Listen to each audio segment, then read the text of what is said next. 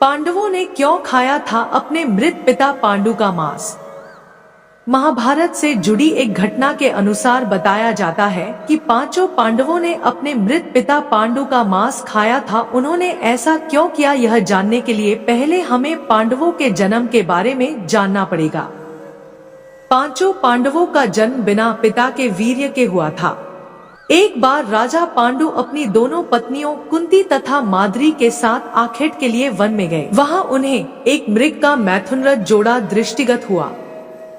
पांडु ने तत्काल अपने बाण से उस मृग को घायल कर दिया। मरते हुए मृग ने पांडु को शाप दिया, राजन, तुम्हारे समान क्रूर पुरुष इस संसार में कोई भी नहीं होगा। तूने मुझे मैथुन के समय बाण मारा है, अतः जब कभी भी तू मैथुनरथ होगा तेरी मृत्यु हो जाएगी। इस शाप से पांडु अत्यंत दुखी हुए और अपनी रानियों से बोले, हे देवियों, अब मैं अपनी समस्त वासनाओं का त्याग करके इस वन में ही रहूंगा। तुम लोग हस्तिनापुर लौट जाओ।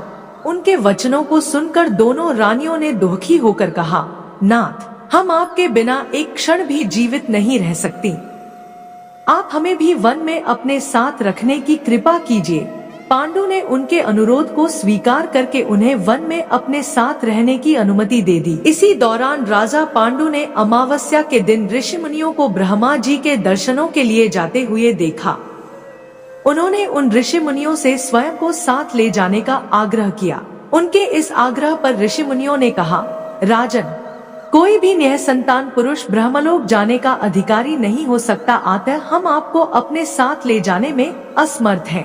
ऋषि मुनियों की बात सुनकर पांडु अपनी पत्नी से बोले, हे कुंती, मेरा जन्म लेना व्यर्थ हो रहा है, क्योंकि संतानहीन व्यक्ति पितृऋण, ऋषिऋण, देवऋण तथा मनुष्यऋण से मुक्ति नहीं पा सकता। क्या तुम पुत्र प्राप्ति के लिए मेरी सहायता कर सकती हो?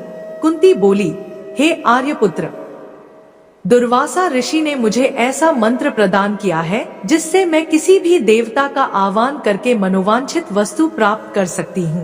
आप आज्ञा करें, मैं किस देवता को बुलाऊं? इस पर पांडु ने धर्म को आमंत्रित करने का आदेश दिया। धर्म ने कुंती को पुत्र प्रदान किया जिसका नाम युधिष्ठिर रखा गया। कालांतर में पांडु ने कुंती को पुनः 2 बार वायुदेव तथा इंद्रदेव को आमंत्रित करने की आज्ञा दी। वायुदेव से भीम तथा इंद्र से अर्जुन की उत्पत्ति हुई। तत्पश्चात पांडु की आज्ञा से कुंती ने माद्री को उस मंत्र की दीक्षा दी। माद्री ने अश्वनी कुमारों को आमंत्रित किया और नकुल तथा सहदेव का जन्म हुआ।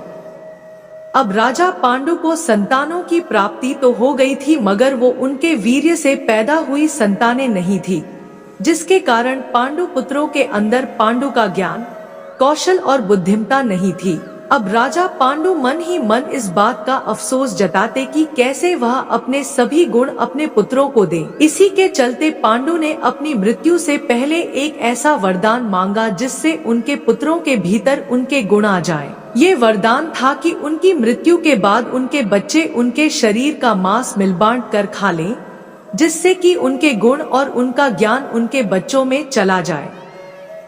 जिसके बाद पांडु ने अपने बच्चों के सामने अपनी आखिरी इच्छा जाहिर की कि उनके मरने के बाद वह सभी उनके मांस का सेवन कर लें, ताकि उनकी संतानों के अंदर पांडु के गुण आ सके। एक दिन राजा पांडु माद्री के साथ वन में नदी के तट पर भ्रमण कर रहे थे। वातावरण अत्यंत रमणीक था और शीतल मन सुगंधित वायु चल रही थी। सहसा वायु के झोंके से माद्री का वस्त्र उड़ गया। इससे पांडु का मन चंचल हो उठा और वे मैथुन में प्रवृत्त हुए ही थे कि शापवश उनकी मृत्यु हो गई। जब पांडु की मृत्यु हुई तो उसके मृत शरीर का मांस पांचों भाइयों ने मिल बांट कर खाया था। पांडवों द्वारा पिता का मांस खाने के संबंध में 2 मान्यता प्रचलित है। प्रथम मान्यता के अनुसार मांस तो पांचों भाइयों ने खाया था, पर सबसे ज्यादा हिस्सा सहदेव ने खाया था। जबकि एक अन्य मान्यता के अनुसार सिर्फ सहदेव ने पिता की इच्छा का पालन करते हुए उनके मस्तिष्क के 3 टुकड़े किए। पहले टुकड़े को खाते ही सहदेव को इतिहास का ज्ञान हुआ, दूसरे टुकड़े को खाने पे वर्तमान का और तीसरे टुकड़े को खाते ही भविष्य का। यही कारण था कि सहदेव पांचों भाइयों में सबसे अधिक ज्ञानी था और इससे उसे भविष्य में होने वाली घटनाओं को देखने की शक्ति मिल गई थी। शास्त्रों के अनुसार श्री कृष्ण के अलावा वो एकमात्र शख्स सहदेव ही था जिसे भविष्य में होने वाले महाभारत के युद्ध के बारे में संपूर्ण बातें पता थी।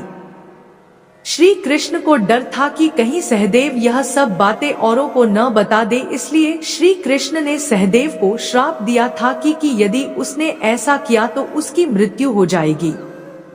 अगर आपको वीडियो पसंद आई हो तो लाइक करें, कमेंट करें, शेयर करें और चैनल को सब्सक्राइब करें, बेल आइकॉन प्रेस करें ताकि मेरी आने वाली नई वीडियो की नोटिफिकेशन सबसे पहले आपको मिले। धन्यवाद।